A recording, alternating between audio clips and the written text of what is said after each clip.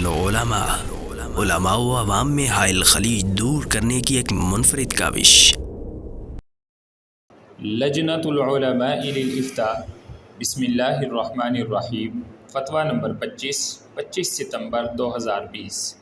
سوال: میرا نام یاسر اقبال ہے، اب میری عمر 27 سال ہے۔ 2 سال سے کم عمر میں ایک بار میری خالہ نے مجھے دودھ پلایا تھا جب میں رو رہا تھا اور دودھ پیتے پیتے سو گیا تھا۔ کیا اس ایک دفعہ دودھ پینے سے رضاعت ثابت ہو جاتی ہے؟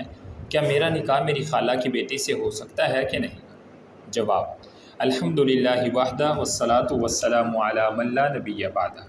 بلا شبہ رضاعت سے بھی وہ رشتے حرام ہو جاتے ہیں جو نسبی و خونی رشتہ داری سے حرام ہوتے ہیں۔ نبی کریم صلی اللہ علیہ وسلم کا ارشاد گرامی ہے: یحرم من الرضاعۃ ما یحرم من النسب۔ رضاعت سے بھی وہی حرمت حاصل ہوتی ہے جو نسب سے ہوتی ہے، البتہ رضاعت سے حرمت کے ثبوت کے لیے 2 شرطیں ہیں۔ اول، دودھ مدت رضاعت یعنی 2 سال کی عمر کے اندر پیا گیا ہو۔ نبی کریم صلی اللہ علیہ وسلم کا ارشاد گرامی ہے: انما الرضاعۃ من المجاعہ۔ رضاعت بھوک سے ہے، یعنی رضاعت اسی عمر میں ثابت ہوتی ہے جب وہ دودھ براہ راست بچے کی غذا بنتا ہو اور اس کی بھوک مٹاتا ہو۔ ایک اور روایت میں ہے: لا رضاع الا فی الحولین۔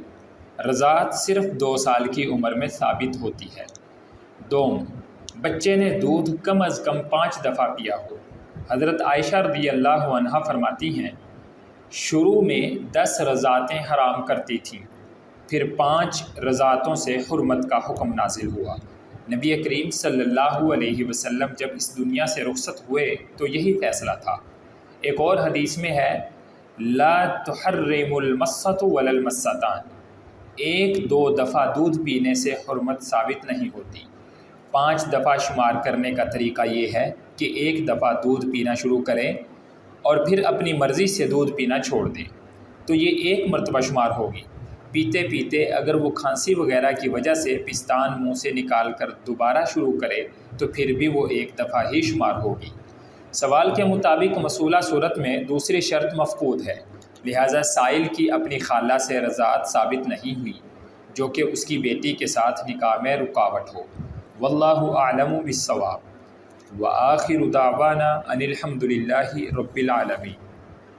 مفتیان کرام، فضیلت الشیخ عبدالستار حماد حافظہ اللہ رئیس اللجنہ، فضیلت الشیخ عبدالحلیم بلال حافظہ اللہ، فضیلت الشیخ جاوید اقبال سیالکوٹی حافظہ اللہ، فضیلت الدکتور عبدالرحمن یوسف مدنی حافظہ اللہ، فضیلت الشیخ سعید مجتبیٰ سعیدی حافظہ اللہ، فضیلت الشیخ ابو عدنان محمد منیر قمر حافظہ اللہ۔